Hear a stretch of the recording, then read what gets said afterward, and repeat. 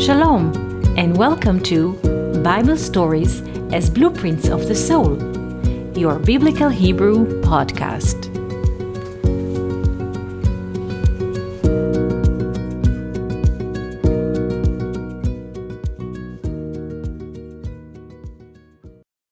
Shalom and welcome to our Biblical Hebrew podcast.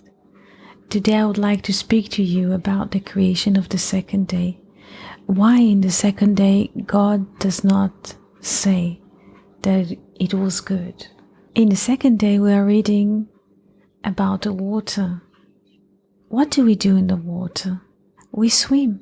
And when we swim, and it doesn't matter in which style are we swimming, we are in a position of being horizontal.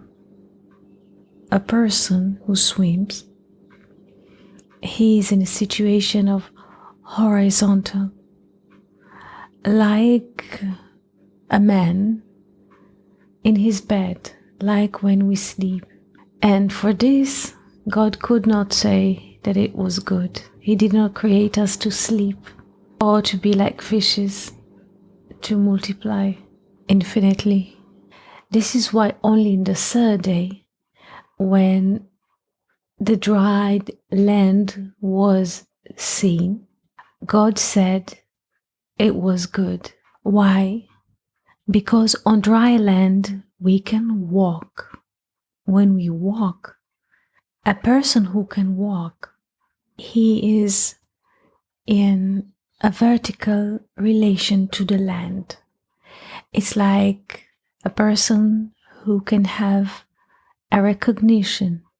So we have like two situations here.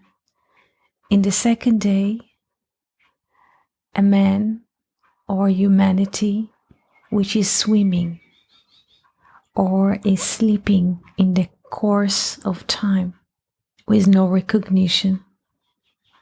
And this is not the intention of the creation, that we shall be sleeping.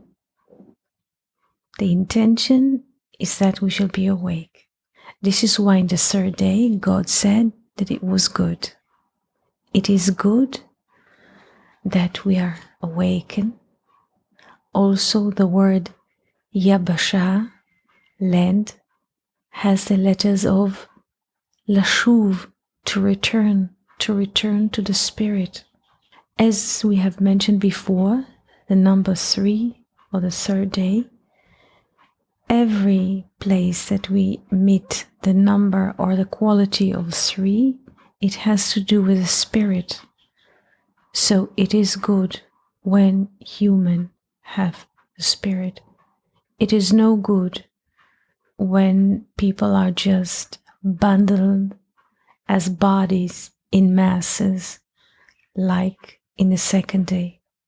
In the second day, like the fishes, which are multiple, there's only matter. There is no spirit. And this is no good. When people are bundled together, only bodies like many fishes, those situations sometimes can bring unhealthy situations, like mass psychosis. And Weinreb was warning from this.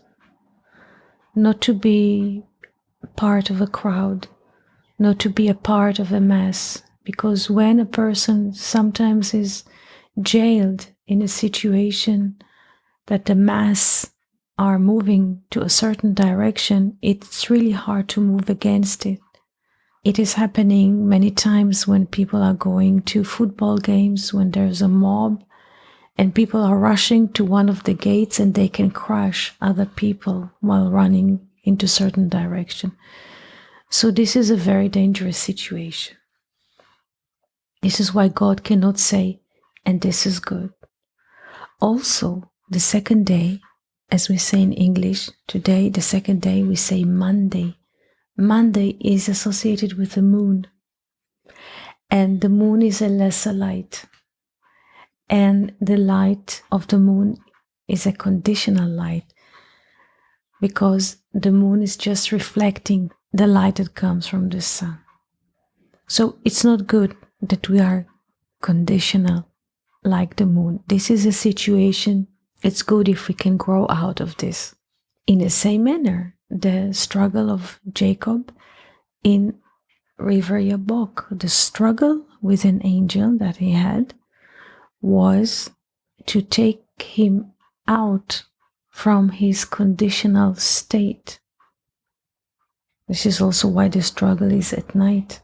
To take him out from his conditional state of being binded by 4 women and 12 children, binded in time. The struggle of Jacob in the river Yabok is his struggle with his nature, or our nature in duality, in time and space. And the struggle of Jacob is the struggle of each and every one of us to leave the temporal behind, the 4 seasons, like the 4 wives, the 12 children, like the 12 months, and to go to the other dimension, to the 13th, to love, to unity, to the unconditional. So, the struggle of Jacob in the river Yabok reflects our battle with the darkness of time. At the end of the struggle comes the dawn, the unconditional love. This is also why Jacob in the struggle of Yabok is 100 years old.